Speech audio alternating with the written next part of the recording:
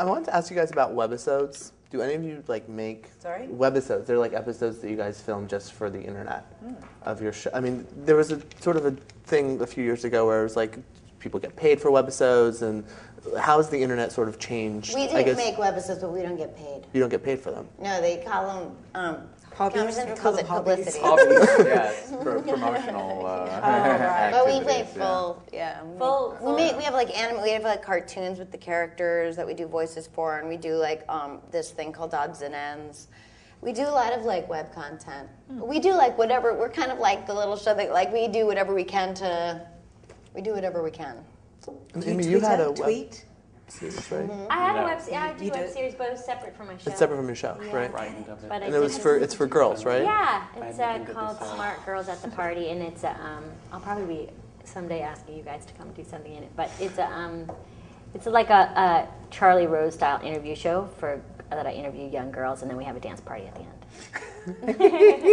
Charlie Rose should do that. He really should. But it's really fun. Do any of you watch TV on the internet, or do any of you watch TV on your iPods, or? I will watch TV on the internet if there's a show that I missed. I didn't see Glee and I heard it was great, so I checked it out. Occasionally stuff like that. Stuff that I'd be ashamed to tell my wife that I'm watching. Pretty much, basically. I have seen, I believe, an episode or two, but I don't. I don't like to. I'd prefer to watch it on TV. I get a weird sense of vertigo staring at my computer that long, so I don't do it. I tried to download something.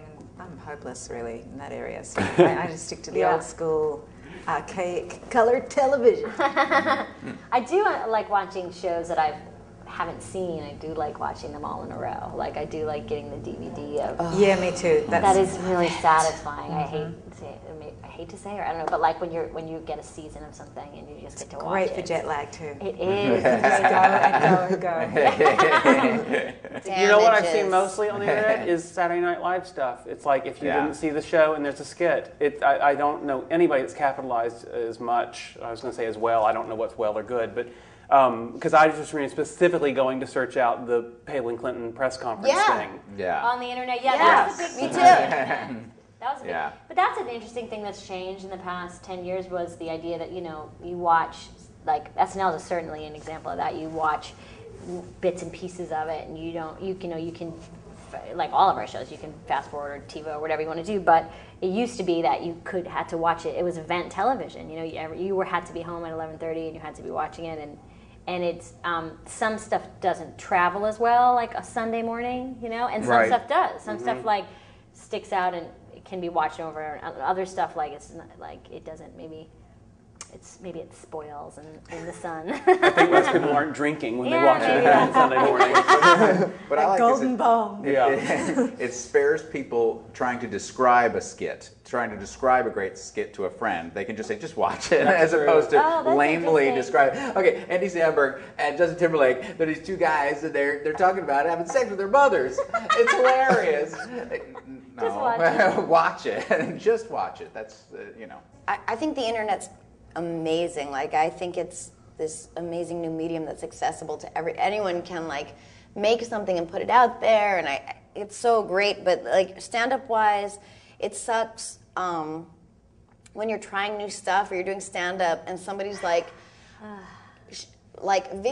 it on their phone, and then they put it on. So it's oh, why would I want an HBO special when I can have my act in total infantile, new form in 30-second grainy increments on YouTube? That's, you know what I mean? And then everything's, I feel like such a hack when my stuff is, it's just the second it comes out, it's done, and then it's a little hard, when people go, oh, I saw that already, I saw that on this, or I saw that on this, and you go, I'm not comparing myself to Richard Pryor, but it's Richard Pryor didn't write a new act every time he went on stage. Yes. You hone it over a long period of time, and some things you throw away, and then a new thing's added, and it's so gradual.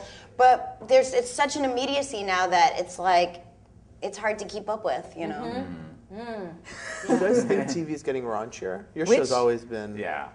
Although some people don't. Filthy. Well, that's the thing. Yeah, people don't understand how filthy we are. We would get Emmys left and right if people understood how filthy we are. But Why do you think filth is Yes, rewarded? I do. As well it should be. I'm not in any way complaining. No. I'm we just have sad that people don't realize our filth. True Blood is very... Come on. You know, there's a lot more now on TV that you can see. Do you think the networks are trying to catch up, or? Yeah, of course the networks are they're trying to push the envelope as much as they can and still, sell soap. Still sell soap. Yeah. Yes, but you know, and our show has always been a little coy, you know, and you know, we've gotten away with it on that level, and the enormous personal baggage that Charlie Sheen carries, who is actually a lovely guy, you know, but he has this, you know, the reputation of the 80s, basically, all of the 80s on his shoulders, and that allows us to actually have an enormous amount of fun without actually Did you guys know cursing. each other then? Yeah. Right. Yeah, we would run into each other at auditions. You were both and stuff like that. You were both in, was it Hot Shots? Yes. Together? Yeah, which was fun, which was super fun. bet. And he was super nice.